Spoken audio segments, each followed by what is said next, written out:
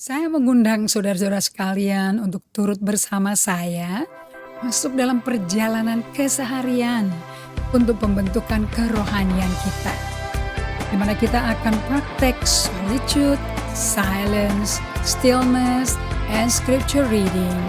Dan satu hari per minggu kita dedicate untuk bersama Tuhan. Dengan itu kita membangun ritme hidup yang baru.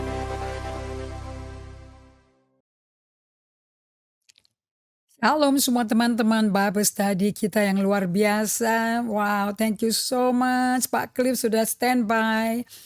Dan kita akan melanjutkan ya. The key, kunci untuk bisa mengalami terobosan rohani bersama Tuhan yang setia menanti kita. Okay, God is good all the time. Kita doa ya. Thank you Father God, kami mempersiapkan hati kami, persiapkan semua yang membuat kami bisa solitude bersama Engkau. Hati kami, jiwa kami tenang sendirian bersama Yesus saja selama 45 menit mendengarkan pembelajaran firman Tuhan. Apa yang Tuhan mau ngomong kepada kita siang hari ini. Supaya kami tahu sisa hari ini kami bisa mengalami Kristus dan akibatnya orang sekitar kami yang kami temui akan mengalami Kristus juga. Nah untuk itulah kami akan dikenal sebagai murid-muridnya Yesus. Lord, do your mighty work di dalam kami. Dan aku tahu kau ada di dalam kami semua. Kau tidak pernah tinggalin kami atau biarin kami. Because you make your house. Kau pilih untuk tinggal di tengah-tengah umatmu. Thank you Lord. Segala hormat, pujian, kemuliaan hanya bagimu dalam nama Yesus Kristus. Amen. Oke. So kita masih dalam topik self-awareness. Ini adalah kunci untuk ke spiritual breakthrough dan spiritual growth. Supaya kita bisa bertumbuh menjadi serupa Kristus yang layak menjadi mempelai Kristus. Don't you want to be like Christ? Kembali ke Kejadian 1 ayat 26-27. Karena problem dari si Adam yang sombongnya gak keruan itu. Okay? Akibatnya kita semua ketepak deh. Hancur jiwa kita. Kita keturunan jiwa orang hancur sih sebetulnya ya. Oke, nah hari ini kembali pertanyaan ini perlu ditanya kepada diri Anda tiap pagi. Kalau bangun atau mau tidur, Anda tanya ini, hari ini ya, aku sadar gak sih apakah aku ini hidup di bawah tekanan dari pengharapan orang tuaku, guruku, pacarku, gembalaku, teman-teman di komselku, atas diriku, atau aku ini betul-betul berjalan seperti apa adanya sekarang menuju serupa Kristus. Jadi kalau Anda betul-betul sadar Anda kondisinya kayak apa sekarang dan sadar diri Anda berada dalam jalur track yang Tuhan sediakan pada Anda sehingga Anda langkahnya diatur sama Tuhan. Anda mungkin belum sampai seperti apa yang Tuhan mau, no problem, but you are on your way. Tapi kita dalam perjalanan, itu yang penting. Nah kalau Anda dalam perjalanan yang benar di jalur Tuhan, karena langkah orang benar diatur sama Tuhan, orang sekitar Anda akan ngalami Tuhan melalui Anda. Anda gak usah khotbah, orang hanya ngalami Anda. Oleh sebab itu, untuk Anda berada di right track, on the right path, in the right time to be with God, Emmanuel Principle ya.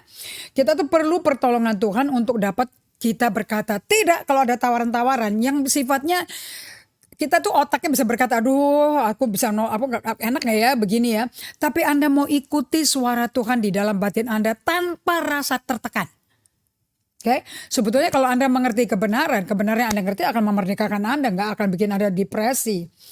Di mana Anda bisa berkata tidak dengan sehat atas tekanan orang lain dan berkata ya dengan sehat, dengan setia kepada Allah yang setia. Nah, kita udah belajar ya dari 1 Samuel 17 di hari Kamis yang lalu.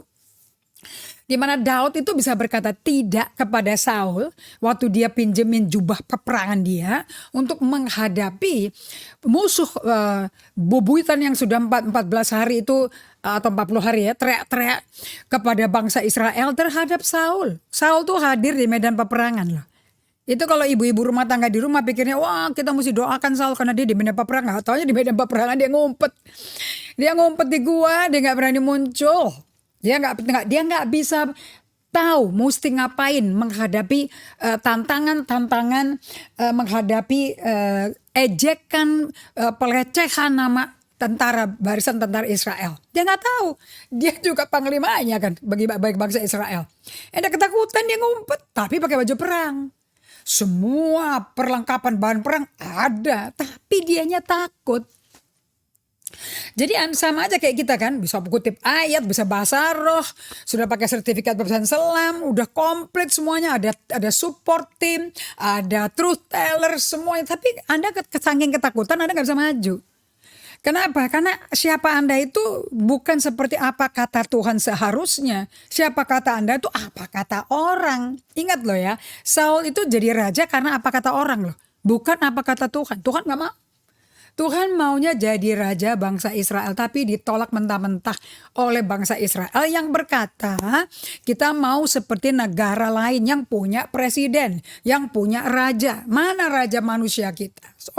So Tuhan ngalah. So mereka pilih orang yang paling ganteng, paling tinggi. Wah, body itu mantap, men.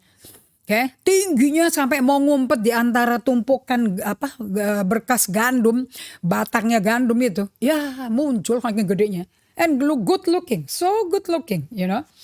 Nah, ternyata apa yang manusia pilih?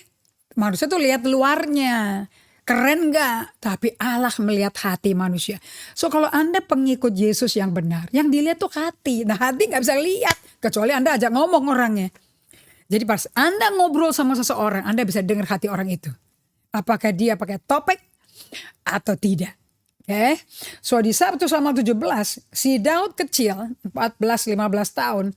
Dia gak pakai topeng. Dia adalah siapa dia. Karena dia bergaul sama Tuhan. So dia mendapat identitas yang true, yang genuine, yang otentik dari Tuhan langsung. Kenapa kok kita sebutnya otentik? Sebab kan Allah yang ciptakan manusia. Daud yang tulis di Mazmur 139. Di dalam kegelapan dalam rahim ibuku kau tenun aku.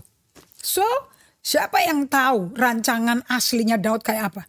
Ya Tuhan yang menenun dia di dalam rahim mamanya. Walaupun rahim mamanya itu adalah rahim orang berdosa. Karena dia ngomong di Mazmur 51, dalam dosa aku dibentuk.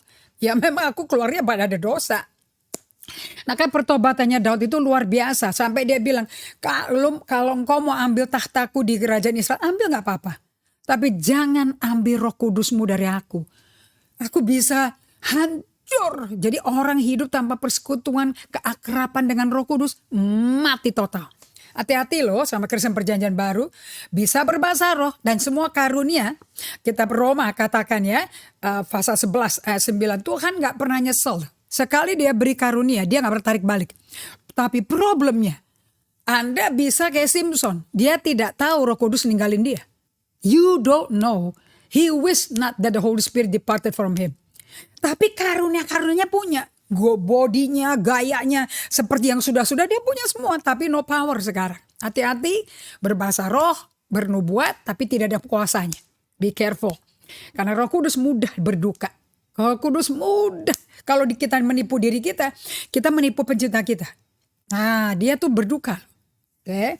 Nah, Daud tahu semua ini. Di mana aku pergi kok ada di situ. Jadi, Daud memakai waktu-waktu di mana dia ditolak oleh papahnya, ditolak kakak-kakaknya yang ada tentara tim intinya lingkar satunya si Raja Saul. Dia nggak apa-apa, aku ditolak orang nggak apa-apa, tapi aku nggak ditolak Tuhan. Buktinya dia nggak ditolak Tuhan, dia juga ada masa padang gurun sendiri loh, di mana dia mengalami beruang dan singa yang mau curi 2-3 ekor domba bapaknya dengan kuasa Allah yang dia kenal. Siapa Allah secara pribadi.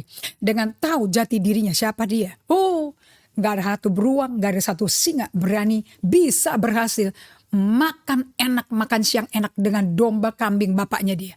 Utuh bapaknya. Domba kambing bapaknya pulang tuh utuh. Karena Allah Israel menemani. Yang berperang tuh Allah Israel. Dia diam, dia jalan bersama Tuhan menjadi mitra. So sama dengan di 1 Samuel 17 ayat 38-40. Si Saul mengenakan baju perangnya ke Daud. Tapi Daud kan bilang, it's not me, ini bukan aku gitu loh. Lalu Daud mengikat pedangnya di luar baju perangnya. Dia coba, tapi karena hormat. Ini respect ke orang tua, ke otoritas top notch ini. karakternya karakter Allah bener-bener deh. Kemudian dia mau jalan, aduh berat banget, susah jalan kayak begini. Dia bilang, maaf ya, aku nggak biasa pakai ini. Itu dicopot, tapi sopan ngomongnya, nggak ngomel. Ayat berikutnya, lalu Daud mengambil tongkat di tangannya, dia kembali ke siapa dia. Aku ini gembala. Senjata tempat aku latihan ya cuma tongkat. Dengan gada dan tongkat Yesus menggembalakan dombanya. Betul apa tidak? Dipilihnya dari dasar sungai 5 batu licin yang ditaruhnya dalam kantung gembala yang dibawanya. Nanti secara apostolik profetik itu 5 batu licin adalah 5 jawatan Tuhan. Yang udah direndam sama firman Allah di sungai hidupnya Tuhan. Because sungai hidup itu selalu lambangnya Allah sendiri. Anda baca di Mazmur 46 deh. Dan yakni tempat batu-batu, sedang umbannya dipegangnya di tangannya, ali-alinya ada di tangannya dia pakai ketapel, saudara.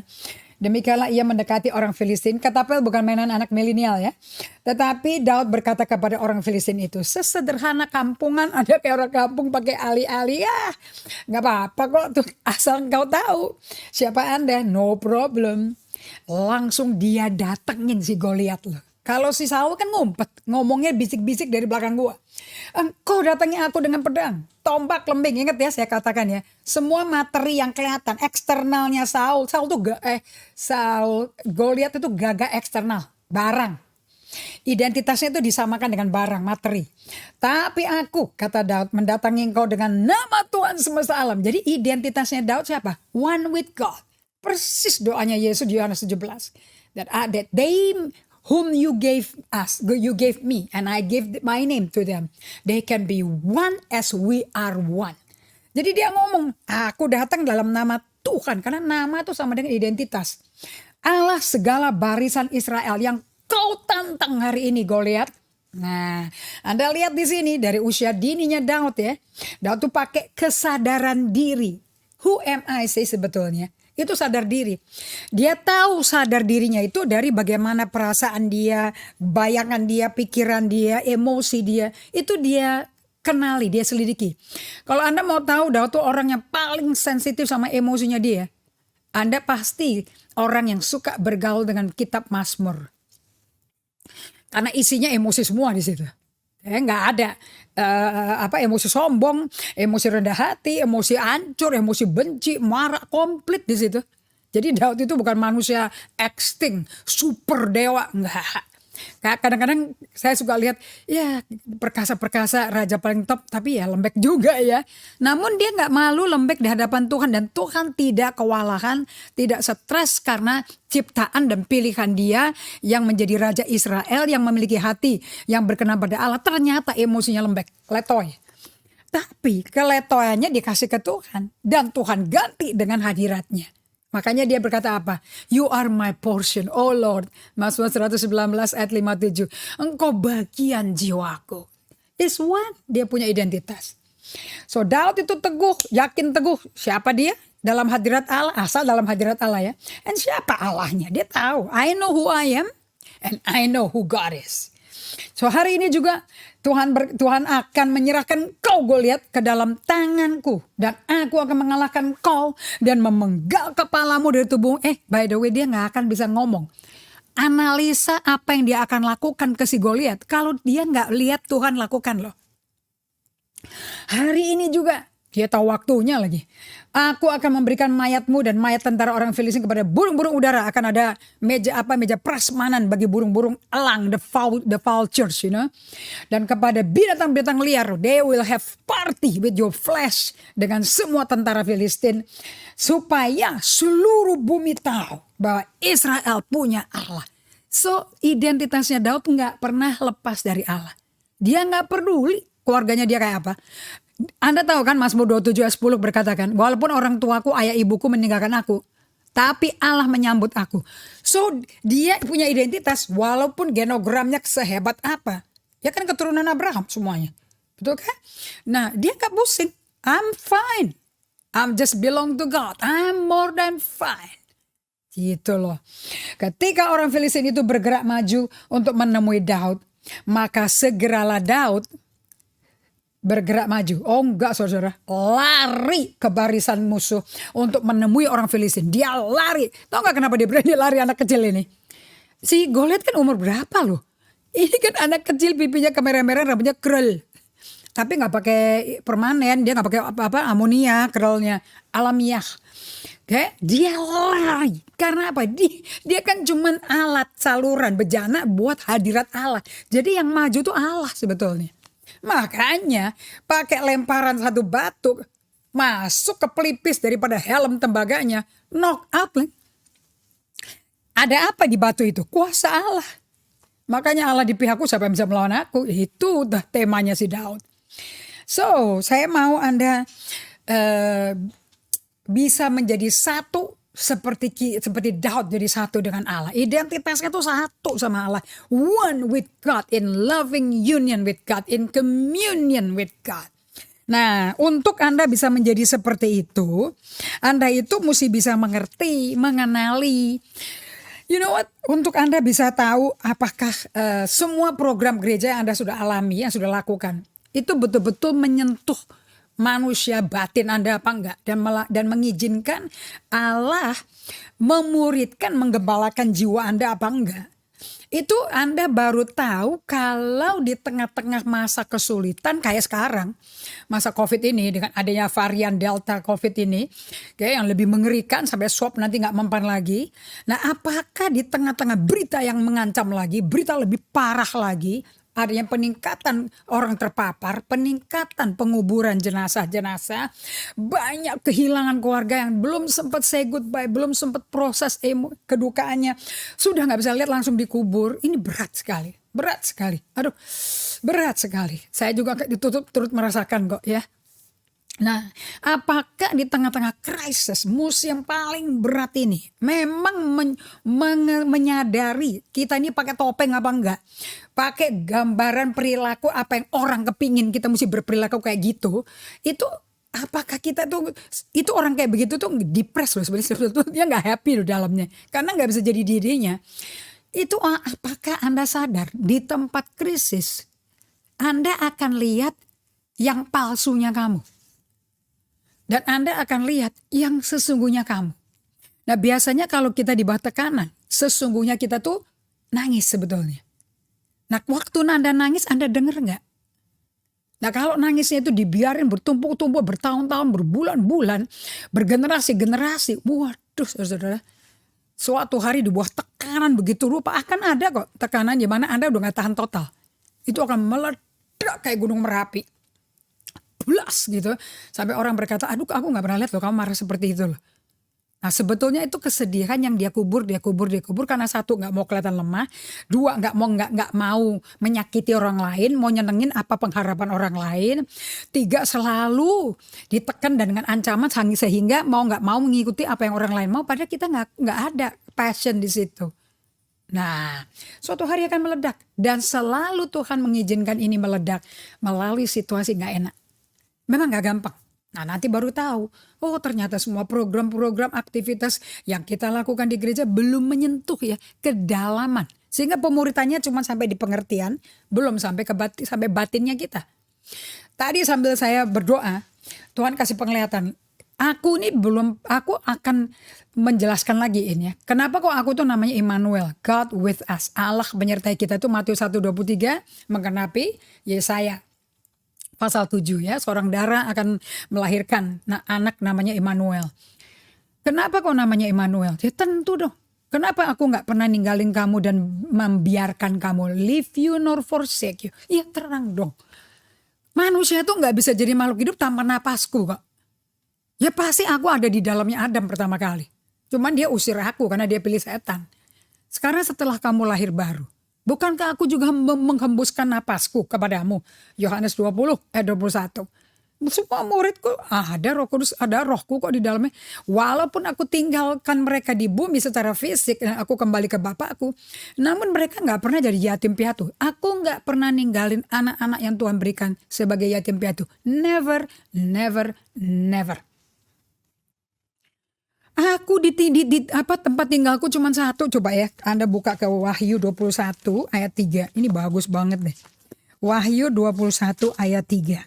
This is very good untuk memproses hidden pain, hidden anger. Ini firman benar-benar luar biasa.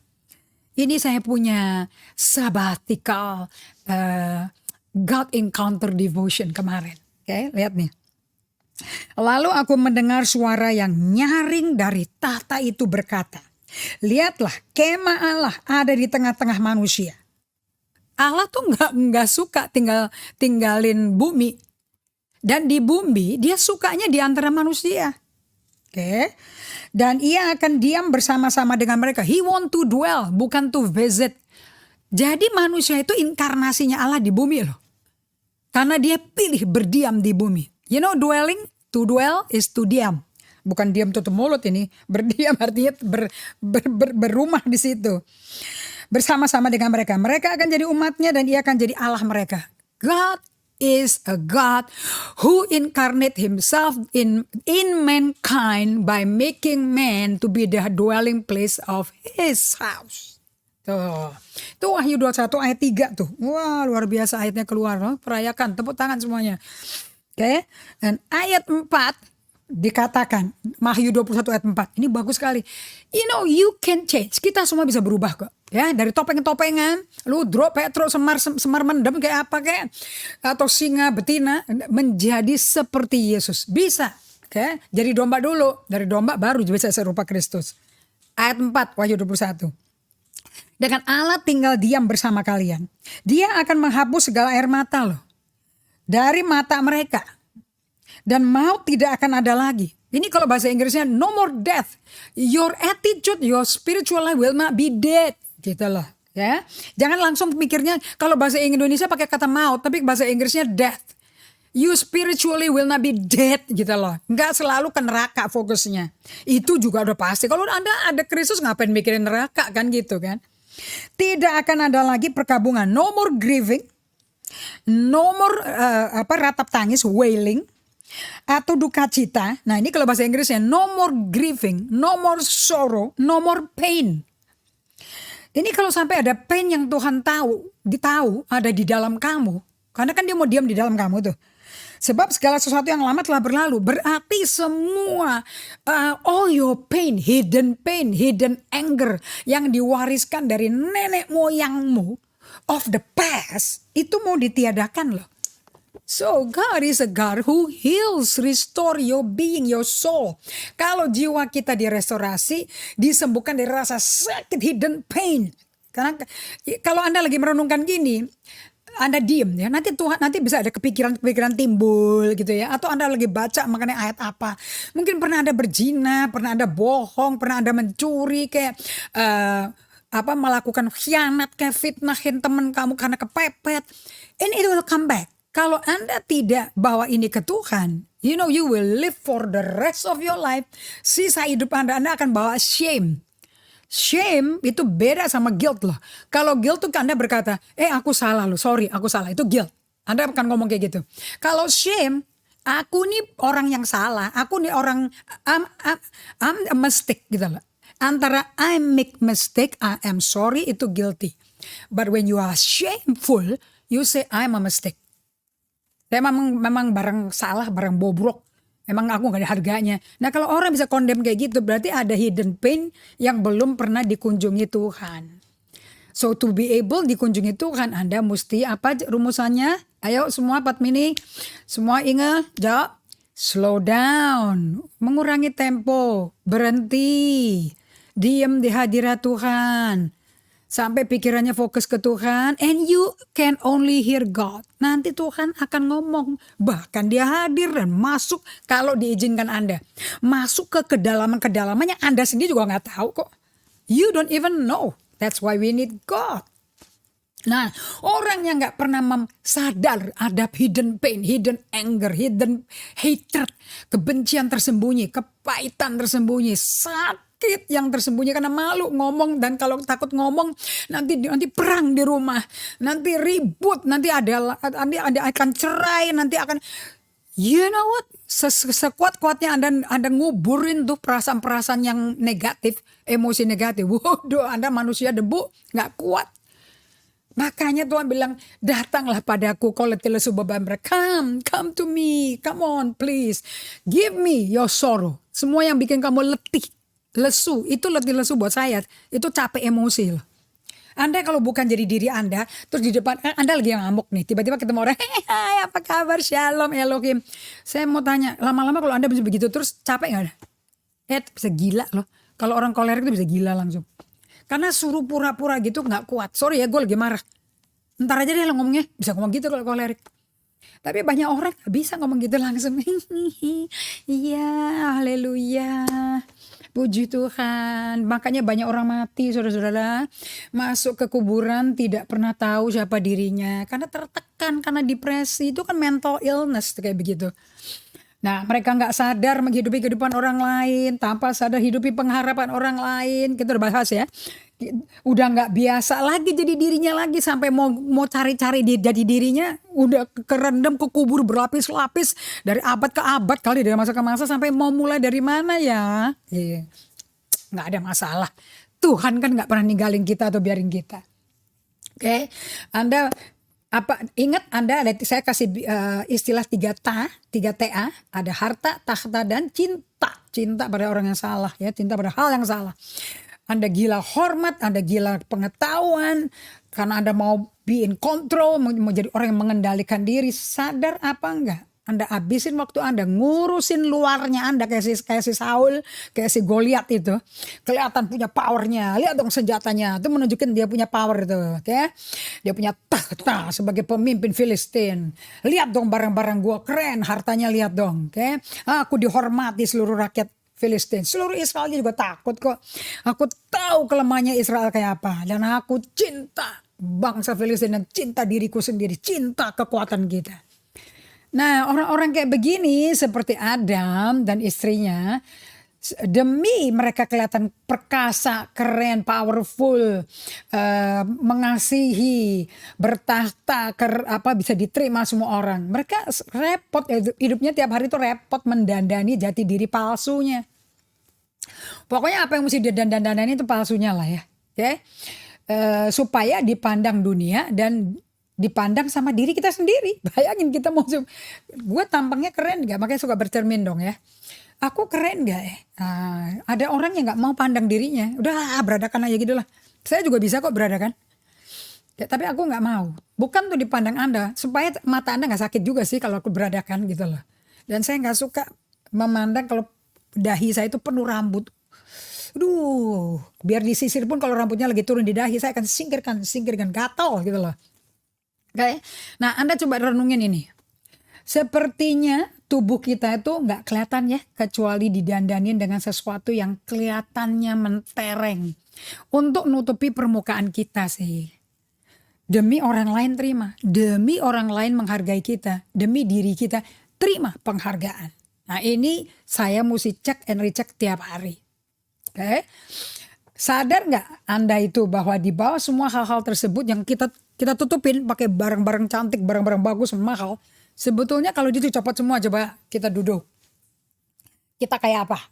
Kosong nggak? Atau penuh kekayaan akan kepenuhan Allah? Kayak apa kita? Ya, sebenarnya apa yang menjadi dasar dari kenikmatan dan ambisi kita? Apa sih dasarnya? Pondasinya tuh apa sih? Nothing. Nol, pudel, hanya nyenengin orang.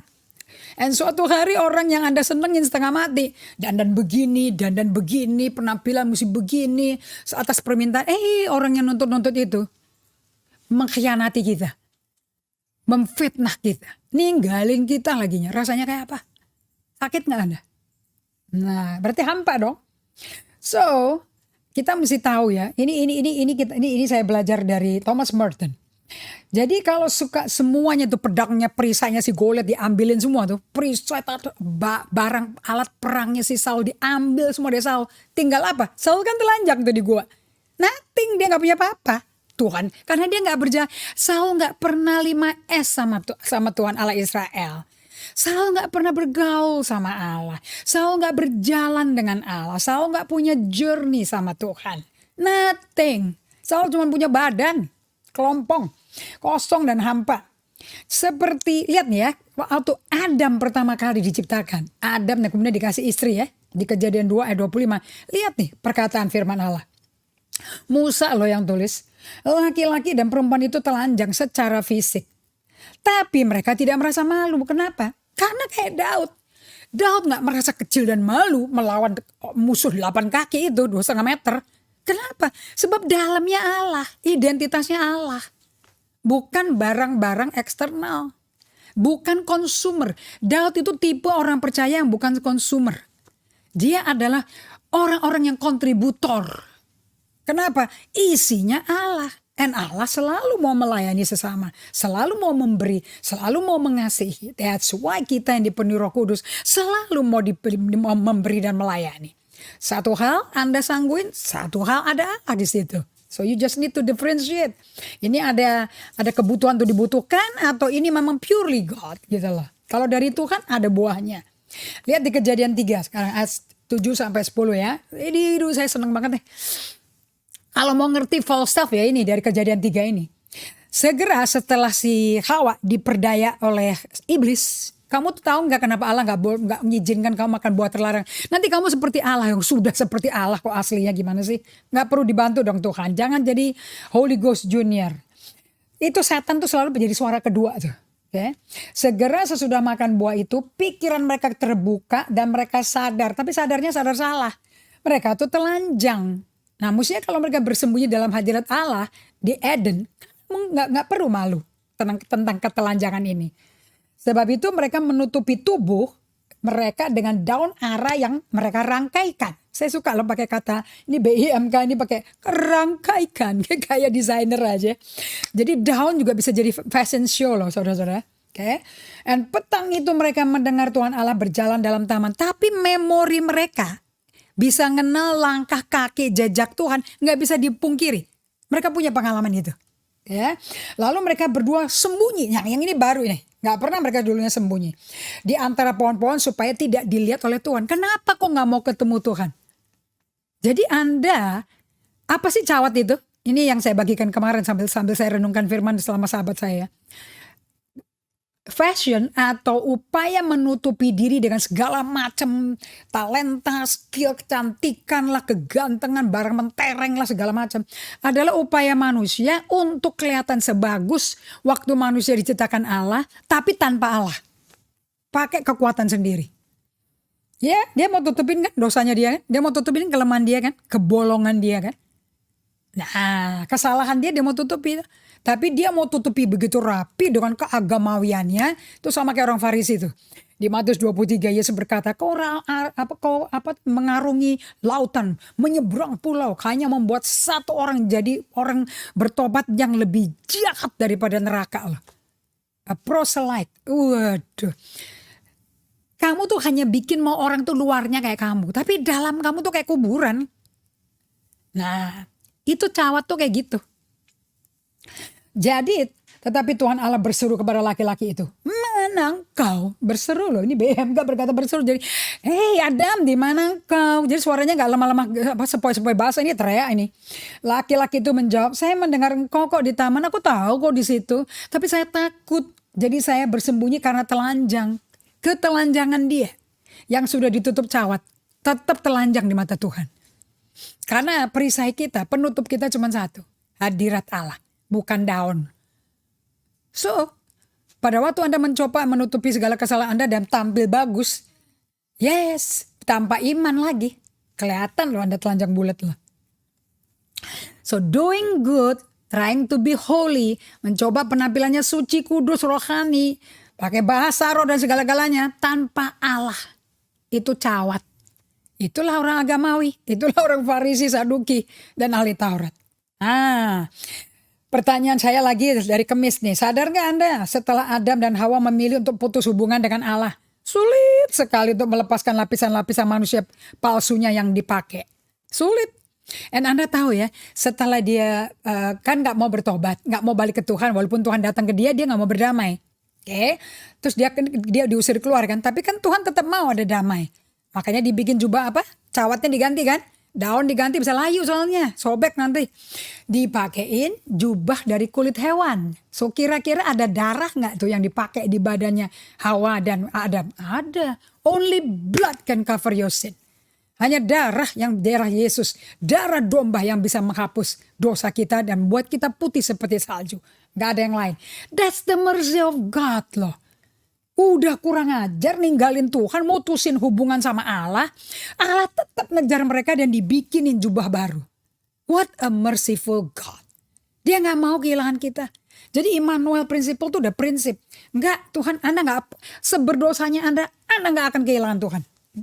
Kain setelah bunuh Habel aja masih mencari hadirat Tuhan kok. Tuhan masih ngomong sama dia kok. Kenapa kau marah Kain? Dia, Tuhannya gak mau ninggalin kita. Kitanya yang ninggalin Tuhan. Makanya hubungan dengan Tuhan. Itu buat beberapa orang kalau melakukan 5S ngikutin pelajaran saya. Bagaimana saya bisa ngalami transformasi di dalam supaya keluarnya berubah. Itu bukan kekuatan saya. Gak kuat aku. Terlalu keras watak saya. Butuh Tuhan yang perkasa untuk merubah saya. Tapi saya mesti diam di kaki dia. Saya ada baca buku ya. Namanya Wasting Time with God. Karena sakit hati gue baca buku ini judulnya. Oke, ini PhD dari Michigan yang tulis. And Dallas Willard memberikan kata introduction. And Howard Hendrick. Dua-duanya top untuk Bible study kita. You know. And wasting time with God. Aduh sakit gak kalau. You know dia bilang di halaman 13. Kalau sampai Anda berkata. Curahkan hadiratmu. Tuhan jamah aku. Kayaknya kasih ide bahwa berteman sama Tuhan susah ya. Kayaknya mesti dijamah-jamah sekali-kali begitu. You know, walking with God, berteman dengan Tuhan is the best of the best, cream of the crop. It is worth more than anything we would ever own or accomplish on our own. Berhubungan sama Tuhan is the best of the best. Cream de la cream.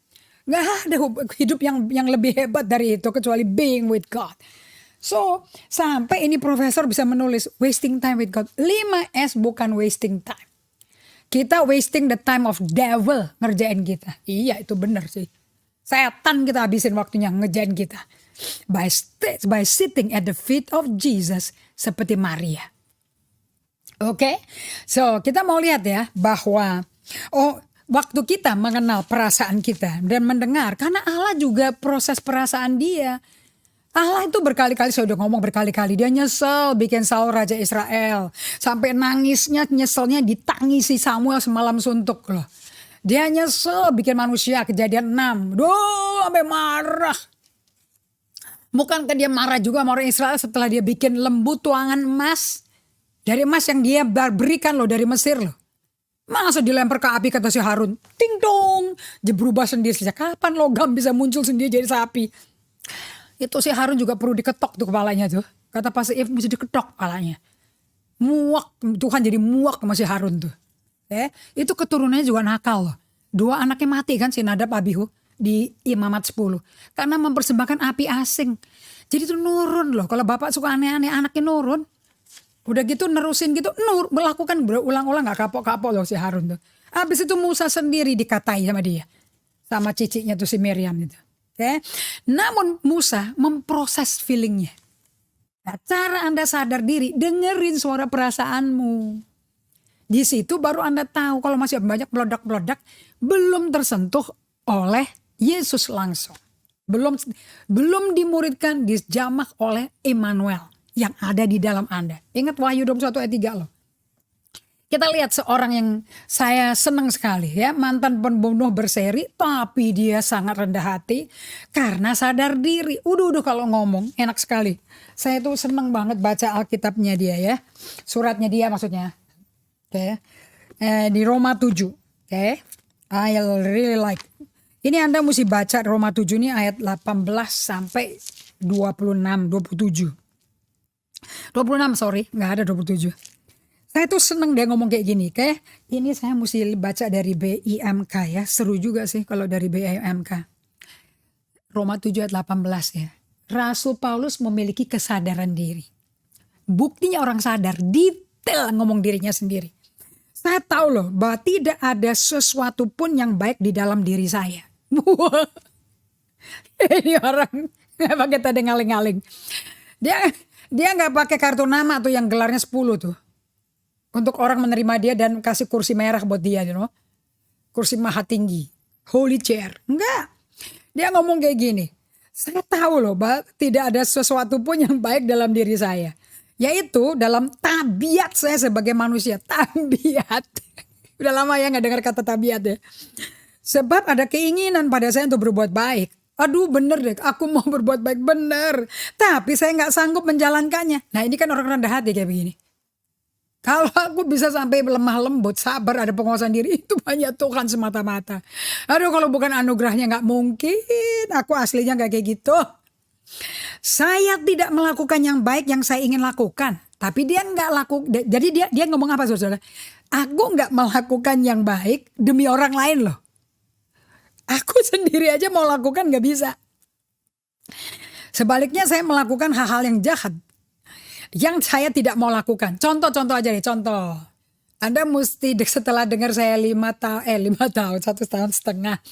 Ngajarkan solitude silence. Ya kan, berdiam di kaki Tuhan, di dalam hadiratnya. Menanti-nanti Tuhan. Menanti-nanti itu artinya taking a long time. Tuhan gak kerja buru-buru kok. Dia gak cepet-cepet, dia slow. Menanti-nanti means slow. Yesaya 40:31 orang yang menanti-nanti Tuhan akan mendapat kekuatan baru. That's slow. Okay, it's not working fast. Nggak ada fast track sama Tuhan. Okay, lagi dia menanti Tuhan, dia lihat aku baru mau solitude silence. Aduh, justru yang jahat yang aku nggak pikirkan itu yang keluar. Malah keluar suara-suara. Malah ntar dulu ya Tuhan ya, ambil handphone ngobrol lagi. Ke WC dulu, cari makanan dulu, bawa kopi dulu. Entar, habis kalau solitude ngantuk terus. Akhirnya Anda gak solitude silence. Because you're busy. Trying to calm yourself down. Segala macam upaya. Jadi tapi Anda bisa gak ngaku sama teman-teman Anda? Aduh aku tuh kepingin bener-bener jujur aku butuh solitude silence. Aku butuh belajar dengar suara Tuhan. Suaranya halus loh. Tapi suaraku marah-marah di dalamku ini lebih keras. Bagaimana yang mau dengar suara Tuhan? Oke, Pastor Indri bilang solitude silence. Gue coba. Malah yang tersebaliknya terjadi. Pernah gak gitu? Berani gak ngakui ke teman Anda? Nah kalau Anda berani Anda sadar diri. Oke, tapi kalau Anda tutup-tutupi, orang lagi ngomong kayak gitu, Anda merasa, amin, ya betul, Anda munafik. Mestinya Anda ngomong, ya betul juga sih. Aku juga gagal, aku udah coba 6 bulan, gak bisa, ngantuk, aku bosan. Why can't you tell the truth? Nothing but the truth. Oh, help me God. 20, kalau saya melakukan hal-hal yang saya tidak mau lakukan, itu berarti bukan saya loh yang melakukan hal itu. Melainkan dosa yang menguasai diri saya. Dia menganalisa dirinya loh. Ada dosa masih dipakai di dalam hidupnya dia. Dan adanya di tubuh. Di batin sukanya firman. Di tubuh something else. Tubuhnya kan lapar kan. Jadi saya ngambil kesimpulan. Jadi dia belajar apa nih? Belajar mengenal dirinya. Isn't it awesome? Jadi saya ambil kesimpulan gini loh, bahwa hukum inilah yang memegang peranan loh. Hukum yang mana ya? Yaitu bahwa kalau saya mau melakukan yang baik, maka hanya yang jahat saja yang timbul pada saya. Mau doa, mau puasa nih, oke? Karena di tengah-tengah pandemi banyak yang mengalami serang. Aku mau dengar suara Tuhan, jadi aku mau puasa, mau kurangi makan makanan enak, mau kurangi makan cuma sekali aja sehari. Aku nggak mau, aku juga mau puasa sosmed segala macam. Tapi malah yang gue perangi bukan dengar suara Tuhan, malah dengar suaraku susah amat. Nggak pakai handphone sehari susah amat. Rasanya kaget-kaget gitu loh. Di mana tuh handphone? Mana? Aduh. Bahkan kemudian bikin rasionalisasi lagi. Aku butuh handphone gak apa-apa ya Tuhan ya. Karena kitabku di situ semua. Batin saya tuh suka hukum Allah. Di dalamku ada batin katanya. Jadi ada tubuh, ada batin. Batin suka hukum Allah. Tapi ada bagianku yang sukanya kejahatan. Tapi saya sadar loh. 23 keren deh. Saya sadar. Itu kan self awareness. Bahwa dalam diri saya ada pula hukum lain yang memegang peranan. Boy, there is a law. Waduh kalau hukum Anda tahu gak bobotnya? Gak bisa dilawan. Udah ada itu hukum. Kayak gravitasi. Anda buta huruf apa enggak? Pernah sekolah apa enggak? Pernah belajar fisika apa enggak? Ada hukum gravitasi. It works itu hukum. Jadi ada hukum lain yang memegang peranan. Yaitu hukum yang berlawanan dengan hukum yang diakui oleh akal budi. Nah otaknya ngomong apa nih? Itulah sebabnya saya terikat pada hukum dosa yang memegang peranan dalam diri saya. Oh, tubuh ini di bawah hukum dosa, batinnya di bawah hukum Allah. Hukum Roh Kudus nanti Roma 8 jelasinnya. Nah, ayat 24 ya, sesuai PowerPoint saya. Nah, beginilah keadaan saya. Jadi dia tuh kenal diri. Self awareness itu artinya kenal dirimu. Jangan orang lain terus yang ngasih tahu kamu. Kayak orang lain nggak kenal kita kok. Yang tahu kita ya diri kita. Saya mentaati hukum Allah dengan akal budi saya. Tetapi dengan tabiat manusia saya takluk kepada dosa. Alangkah celakanya saya ini. Pakai tanda seru loh. Mau pakai bahasa Indonesia TV, mau pakai BMMK, mau pakai The Message, tanda seru.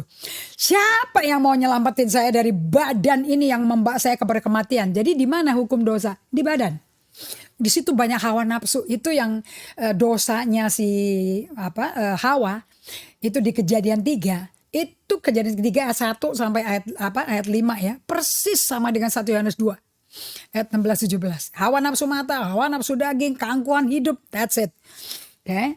Itu mata, nafsu, kesombongan itu di bawah hukum dosa. Memang ada di badan kita.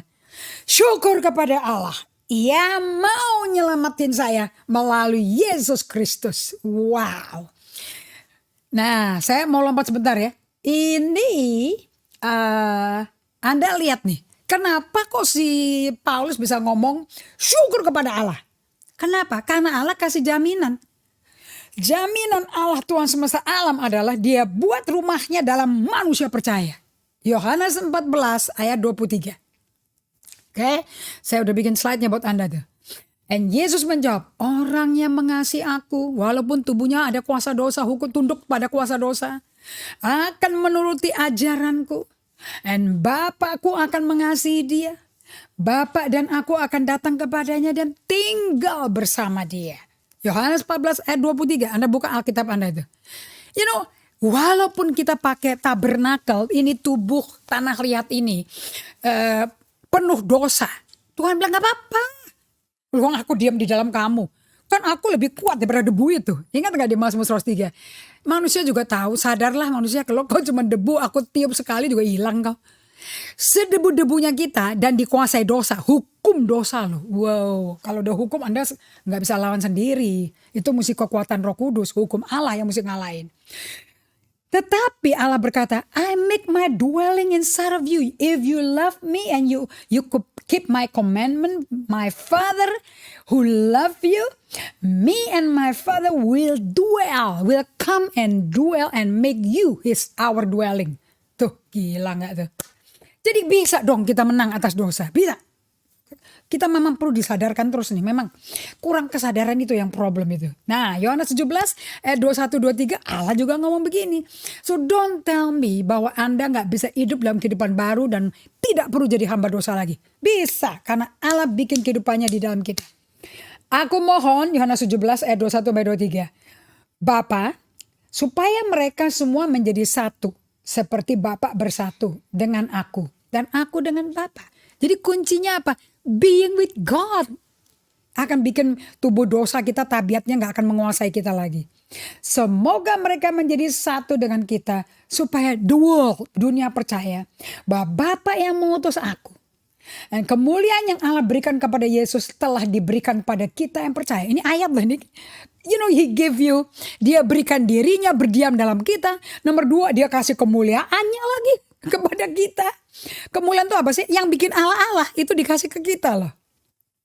Aku sudah memberikan mereka keagungan yang Bapa berikan kepadaku. Jadi keagungan Yesus ada di kita. No wonder kita bisa memuliakan Allah because we are carrier daripada kemuliaannya. Supaya mereka jadi satu sama seperti kita juga satu. Aku dengan mereka, Bapa dengan aku, supaya mereka benar-benar satu. Maka dunia akan tahu bahwa Bapa lah yang mengutus aku. Dan bahwa Bapa mengasihi mereka seperti Bapa mengasihi aku. Nah, saya mau tutup ya sama Mazmur 95 nih. I want to let you know about some Mazmur 95. Ini dari Mazmur 95 saya masukin ayat Yohanes 21 ayat 15 sampai 17. So, I'm sorry ya, itu mestinya Musa mempunyai kesadaran diri pula mengekspresikan perasaan dia dan Allah. Karena dia berdebat sama Allah, karena Allah udah memusnahkan bangsa Israel ini. Dia udah bohwat bahasanya. Oke. Musa punya kesadaran diri. Ini bagus banget nih. Kuncinya benar-benar. So come, let us worship ya. Ini pakai kamus lagi, pakai Alkitab bahasa Indonesia deh. Seru banget. Kalau Mazmur 90 sampai 106 tuh Mazmurnya Musa. Jadi Musa tuh lagi proses katarsis sama Tuhan. Mazmur 90 sampai 106. Di Mazmur 95. So come, let us worship, bow before him, on your knees before God who made us. Nah, itu PowerPoint-nya walaupun tulis Yohanes 21 sebetulnya itu Mazmur 95 ya. Oh yes, he is our God and we are the people of his pastures, the flock he feeds. Nah, sama kan seperti Yohanes 21 ayat 15-17. Ingat, Yesus Kristus menyatakan diri kepada Petrus, apakah engkau mengasihi aku? Gembalakan dombaku. Bahasa Inggrisnya gembalakan dombaku adalah feed my sheep. Do you know bahwa 3 juta pasukan bajingan itu, saya kutip bajingan dari Bilangan 11 ya. Pasukan bajingan itu, bajingan sebajingan mereka digembalakan Tuhan loh. Karena tidak pernah makan pagi, siang, malam. Tidak disediakan Bapak Surgawi. Malaikat yang bikin roti mana. Oke, Allah kasih terang waktu malam, pelita, itu tiang api, tiang awan biar teduh gak gosong sama matahari di padang gurun itu. Come on, itu penggembalaan kok kurang apa lagi? Feed my lamb, he feeds his lamb. Drop everything. And saya pakai Message Bible ya. Ayo drop everything, taruh semuanya ya. Nggak usah bingung-bingung. Listen and listen and listen. Dengar and dengar kalau bahasa Indonesianya. Jangan keraskan hatimu. Biar pada hari ini sekiranya kamu mendengar suaranya. Agak kaku ya. Aku lebih suka the Message. Ayo drop everything and listen. Listen as he speak. Don't turn a deaf ear as in the bitter uprising. Ayo jangan tutup kupingmu. Jangan pura-pura tuli hari ini. Jangan keraskan hatimu seperti waktu kamu berontak dalam kepahitanmu di Meribah itu loh ya, dan di masa itu. Okay? Ayo, don't turn a deaf ear. As on the day at the wilderness test. Padahal wilderness itu tempat paling bagus. Kalau nggak ada wilderness nggak ada 5S. Itu kan waktu Yesus di padang gurun kan Allah datang, malaikat datang melayani dia. Allah kan beserta dia. Never he was alone. Okay. And when your ancestor turn and put me to the test. Waduh, ini Allah lagi ngamuk. Ini perkataan Allah loh nih, lewat Musa. For 40 years, untuk 40 tahun. They watch me at work among them. Air jadi laut dibelah, mereka jalan di tanah kering. Mana? Tiang api, tiang awan, burung puyuh. Oh, apa sih yang kurang? As over and over they tried my patience. Benar-benar hati-hati semua kepemimpinan. Be careful. Yang dicobai oleh rakyat cuma satu. Kesabaran kita. Karena kesabaran bukti adalah buah roh terakhir. That we are mature in God. Kita dewasa dalam Tuhan. And I was provoked. Waduh, gue dipanasin benar-benar nih. Oh yes, was I provoked. Ini Allah yang ngomong. Can they just keep their mind on God for 5 minutes? Aduh, ini bahasa Indonesianya gak ada. Masa mereka gak bisa sih taruh pikiran mereka 5 menit aja di Tuhan? Gak bisa ya. Do they simply refuse to walk down my road? Masa jalanku ditolak? Gak mau mereka lewatin itu. Exasperated dengan ngos-ngosan. Kayak bahasa ngomong hosa nih gue. I exploded. They'll never get where they headed. Never be able to sit down and rest. Kalau bahasa Indonesianya ngomong apa? Mereka tak akan masuk ke tempat perhentianku. They cannot sit down and rest. Nggak ada orang rest berdiri. Orang rest ya duduk. You know what? Musa aja ngomong kok mengenai perasaan Allah Bapa. Saya mau kasih pertanyaan terakhir untuk Anda renungkan setelah pembelajaran ini. Allah nggak tanggung-tanggung lah ya mengutarakan perasaannya kepada Musa. Dan Musa utarakan ke orang Israel.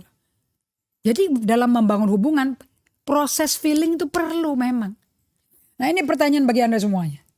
Satu lapisan apa yang Allah Bapa minta Anda kelupas? Anda lepaskan. Seperti Daud lepas jubah perangnya si Saul. Yang Anda mesti lepaskan hari ini. What is one layer? Dari banyak lapisan-lapisan yang Anda udah pakai topengnya. Yang Anda, Tuhan ngomong sama Anda. Lepaskan hari ini. Kasih ke aku. Dan bukan lepas sendiri. Minta tolong Roh Kudus lepasin Anda. Saya ingat kayak film Narnia loh.